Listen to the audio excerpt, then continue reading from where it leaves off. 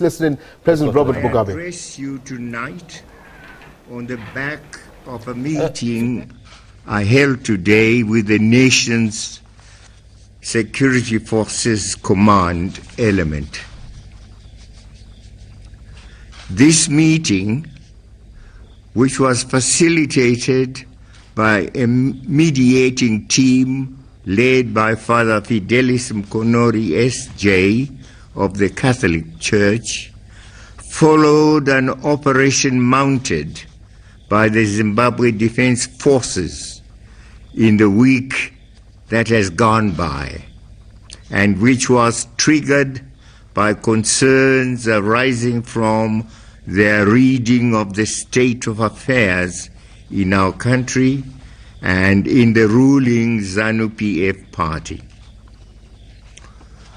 Whatever the pros and cons of the way they went about registering those concerns, I, as the President of Zimbabwe and as their Commander-in-Chief, do acknowledge the issues they have drawn my attention to, and do believe that these were raised in the spirit of honesty and out of deep and patriotic concern for the stability of our nation and for the welfare of our people.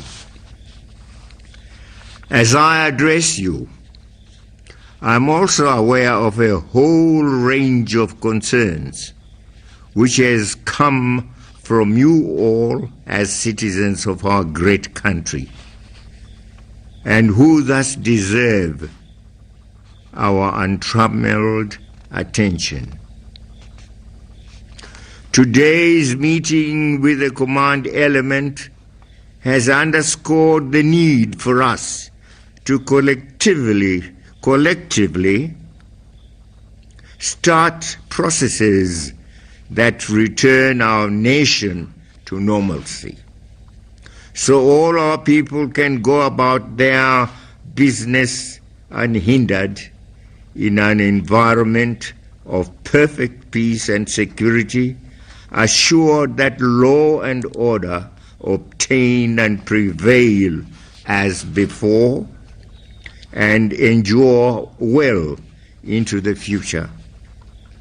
If there is any one observation we have made and drawn from events of the past week, it is the unshakable pedestal upon which rests our state of peace, law and order, amply indicating that as Zimbabweans we are generally a peaceably disposed people, and with a givenness to expressing our grievances and to resolving our differences by ourselves, and with a level of dignity, discipline, and restraint so rare to many other nations.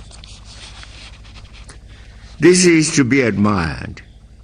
Indeed, such traits must form the pith of our national character and personality. Yes, a veritable resource we summon and draw upon in times of vicissitudes. The operation I have alluded to did not amount to a threat to our well-cherished constitutional order, nor was it a challenge to my authority as head of state and government, not even as Commander-in-Chief of the Zimbabwe Defense Forces. To the man, the command element remained respectful and comported with the dictates and mores of constitutionalism. True, a few incidents may have occurred here and there, But these are being corrected. I'm happy that throughout the short period, the pillars of state remained functional. Even happier for me, and arising from today's meeting is a strong sense of collegiality and comradeship, now binding the various arms of our security establishment.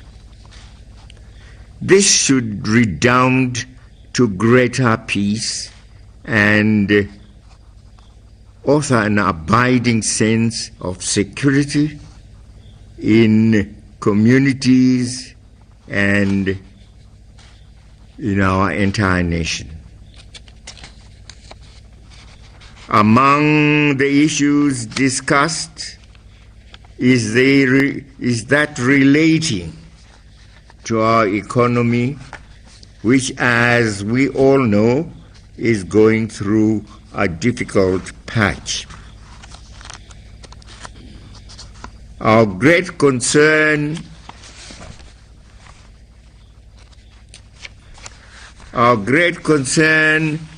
to that guide the operations of all its organs.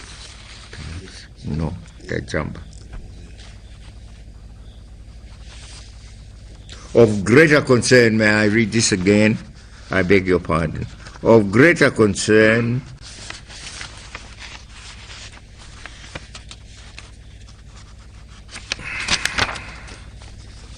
to our commanders are the well-founded fears that the lack of unity and commonness of purpose in both party and government was translating into perceptions of inattentiveness to the economy. Open public spurts between high-ranking officials in the party and government, exacerbated by multiple conflicting messages from both the party and government, made the criticisms leveled against us inescapable. Amidst all this, flagship projects already adopted by government stood stalled or mired in needless controversies. All this now has to stop as we inaugurate a new work culture and pace which will show a strong sense of purpose and commitment to turning around our economy in terms of our policies. Zimasit, government remains committed to improving the social and material conditions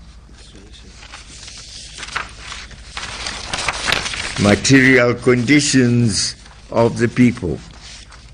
Government will soon unveil an entrepreneurial skills and business development program which will empower and unleash gainful projects at our growth points and rural areas. Fellow Zimbabweans, we are a nation born out of a protracted struggle for national independence. Our roots lie in that epochal struggle whose goals and ideals must guide our present and structure our future.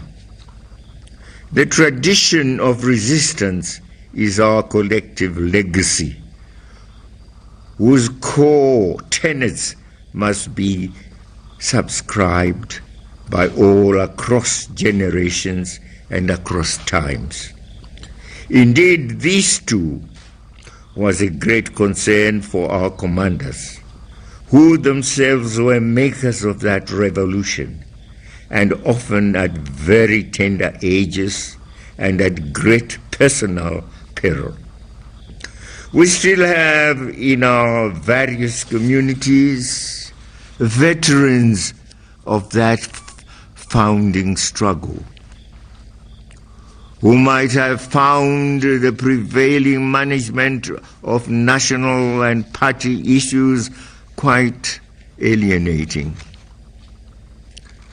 This must be corrected without delay, including ensuring that these veterans continue to play central roles in the lives of our nation. We must all recognize that their participation in the war of liberation exacted lifelong costs, which, whilst hardly repayable, may still be assuaged and ameliorated. In respect of the party and the party issues raised both by the commanders and by the general membership of ZANU-PF, there too stand acknowledged. These two stand acknowledged. They have to be attended to with a great sense of urgency. However, I am aware that as a party of liberation, ZANU-PF has over the years written elaborate rules and procedures that guide the operations of all its organs and personnel. Indeed, the current criticism raised against the command element, raised against it by the command element and some of its members, have arisen from a well-founded perception that the party was stretching or even failing in its own rules and procedures. The way forward, thus, cannot be based on swapping, vying cliques that ride roughshod over party rules and procedures.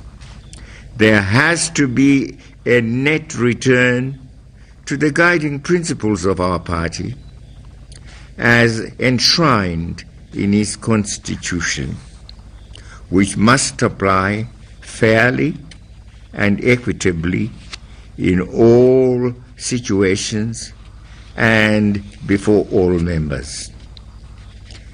The era of victimization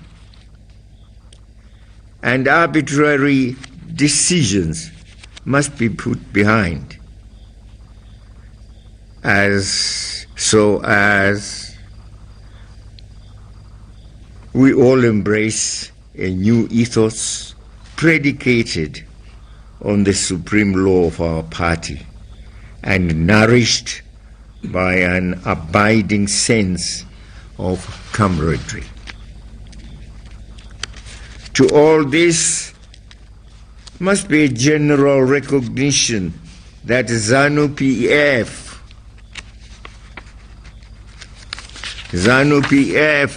is a party of traditions and has been served by successive generations who are bound together by shared ideals and values which must continue to reign supreme in our nation.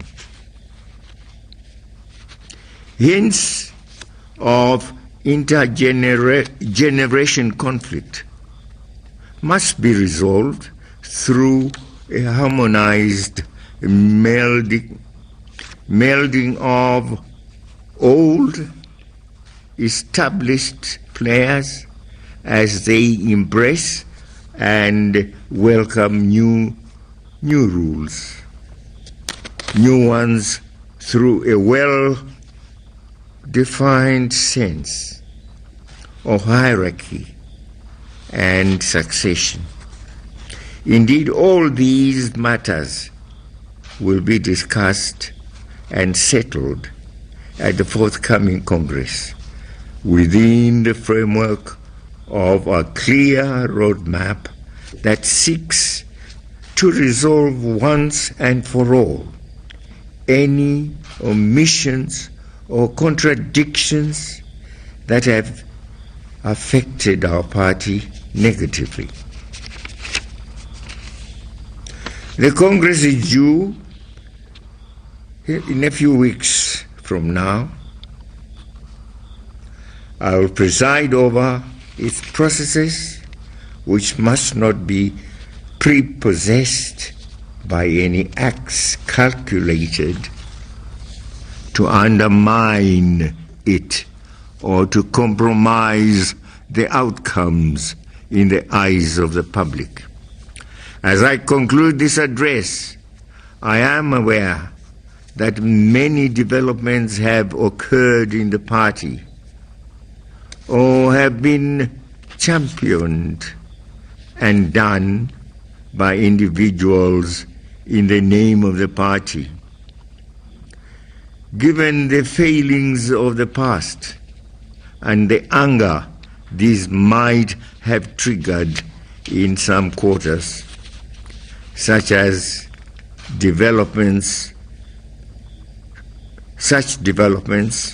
are quite understandable. However, we cannot be guided by bitterness or vengefulness, both of which would not make us any better party members or any better Zimbabweans.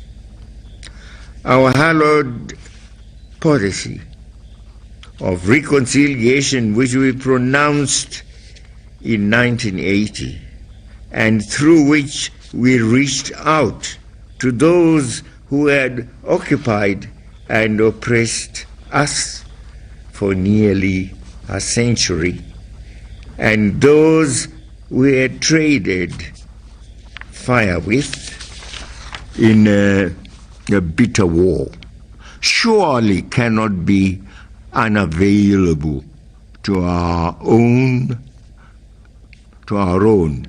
both in the party and in our nation. We must learn to forgive and resolve contradictions, real or perceived, in a comradely Zimbabwean spirit.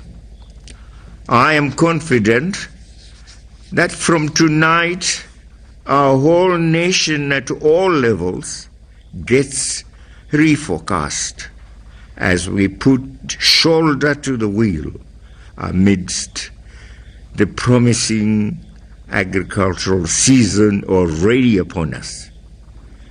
Let us all move forward, reminding ourselves of our wartime mantra, Iweneni Tinebasa. I thank you and good night. Sorry, one or two places.